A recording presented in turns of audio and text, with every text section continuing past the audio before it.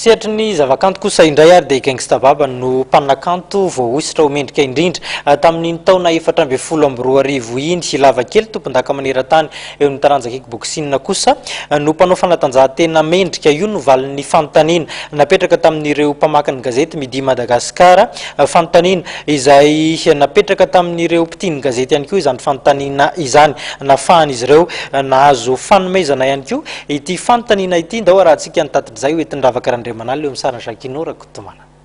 Nao ary miondana amin'olo mikoaka mbola zaza tama mionda tanana. Aleo tene, aleo ikiopa-kelatra. Zaza tsy mahavita tena ve de andeha hilalao peratra. Fantatro izay tokony ataoko hoe zaho zazakely mandrakizay.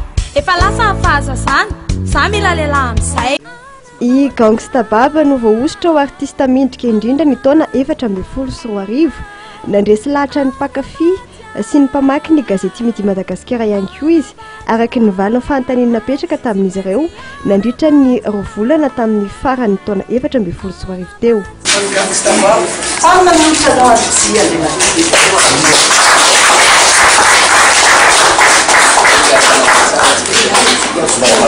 Efa tamin'ny fosorivo nanao an'ilay zavakanto dia ohatrany hoe taona taty aoriana vao nahazo an'ilay trophée dia io moa natao teny ihany hoe nisy zavatra tiana ampitaina dia tsy nampozina. Izay angamba tena mahafiaina izy rehetra tsy nampozina fa dia misaotra anareo atao Midi dia misaotra an'izay mifidy anako. Ao aorian'ny Gangsta Baba isan'ireo mpanakanto nisongadina tamin'ny taona iny ihany koa i Stéphanie Ambondrana, Black Nadia ary Dinez. Eo amin'ny sehatra fanatanjahantena dia i Justin Zafimariano na i Lavakely kosa tompon-dakan'ny Madagasikara amin'ny kickboxing sy tompon-daka maneran-tany ny kickboxing no voaositra ho mpanao fanatanjahantena mendrika indrindra nandritra ny taona 2014. Vao 12 taona monja ny tovolahy ary ny taona 13 izy no nanomboka nanao ity ady ity. Efa zatra ohatrany ahoana fanomanana zany hoe championnat du monde. Fanana championnat du monde fa ela bezana amin'naniry hoe tao championnat du monde. Nanomana tsara ny tazona ny forme mihitsy nanomana anazy ny taona nanomboka tamin'ny 2013 nanao kickboxing. Nanomboka 2013 nanao kickboxing. 2015 nanao championnat du monde, 2014 angana ihany zany. Mandaina be kickboxing, sarotra be kickboxing. Izy mora marary. Marary eny. Marary kely le vo. Mora ampitainy par rapport le sport hafa zany mora kely izy fa marary mila miaritra kely zany. Nitondra faneho-kevitra moa sy fihetsem-po mikasika izy ho fampisalorana anaram-boninahitra ho an'ny ekipan'izao Andriamatoa Briand Andrenirina filohan'ny fédération ny kickboxing eto Madagasikara. Zany any Lavakely amizao ohatra hoe voninahitra angambany omen'ny Midi Madagasikara sy ny mpamaky anazy zao dia zavatra tena eny koe tonga avy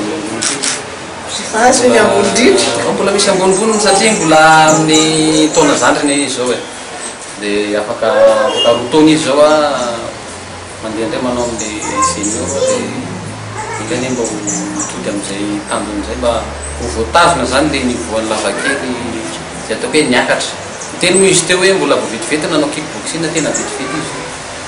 Na ny nafantarako an'ny Lavakely voalohany tamin'ny championnat de Madagasikara tamin'ny heritaona tao alohan'izy izy nanao championnat du monde iny ary ny antsona anazy tao anatin'ny ekipam-pirenena mbola volana vitsivitsy monja tao alohan'iny nandehanana hanao championnat du monde iny. Fa ianaran'ny Lavakely dia efa nitenenina foana hatramin'izay. Zareo avy amin'ny tiliara fa niteny foana misy combattant mahay any misy ohatr'izany dia za moa niteny hoe teto izy ho hita. Ino izy izao dia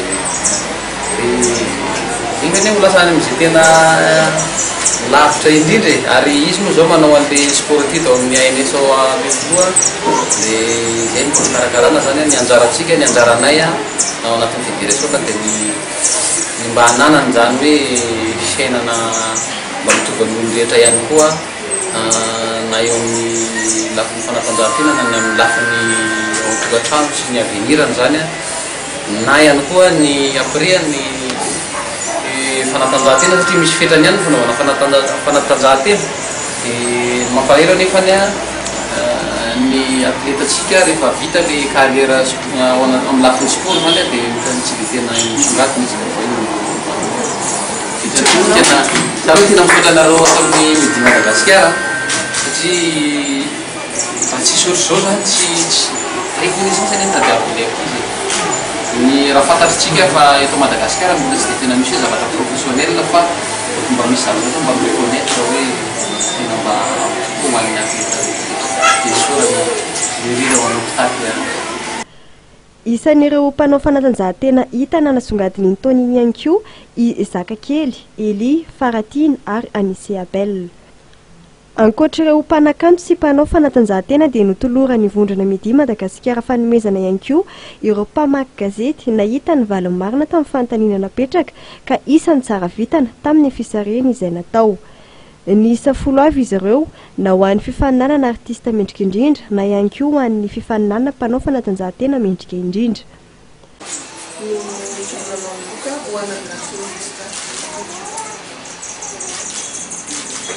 Raha ny azoko tsara ohatra ny hoe anadanao ny anazy le voalohany dia nareo nahazoka farafolo.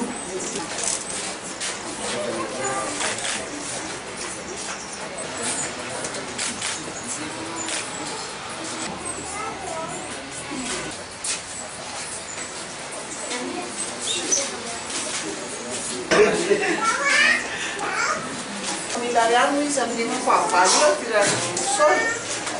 Tsy tirage au sort fa izy misy nahazo azy. 20 taona moa no efa nanaovan'ny vondrona midi Madagasikara ity fifaninanana ity izay anasan'ireo mpamaky gazety isafidy ny artista sy mpanao fanatanjahantena hitan'izy ireo fa mendrika indrindra mandritra ny taona iray.